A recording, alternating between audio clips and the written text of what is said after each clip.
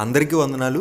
పాత నిబంధనలో ఉన్నటువంటి 39 పుస్తకాలు కూడా మనకి క్లియర్గా అర్థం కావాలంటే ఈ 39 పుస్తకాలని మనం 5 భాగాలుగా విభజిద్దాం.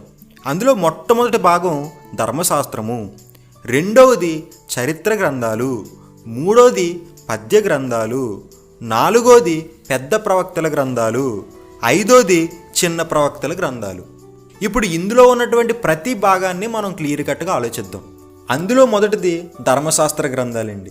ఈ ధర్మశాస్త్ర గ్రంథాలనే హెబ్రూలో తోరా అని కూడా అంటారు. ఇవి మొత్తం ఎన్నంటే 5 పుస్తకాలండి.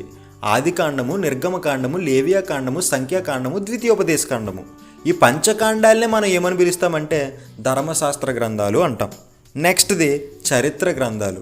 యెహోషువ మొదలుకొని ఎస్తేరు గ్రంథం వరకు ఉన్నటువంటి 12 పుస్తకాలని కూడా మనం చరిత్ర పుస్తకాలు అంటామండి. నెక్స్ట్ది పద్య గ్రంథాలు.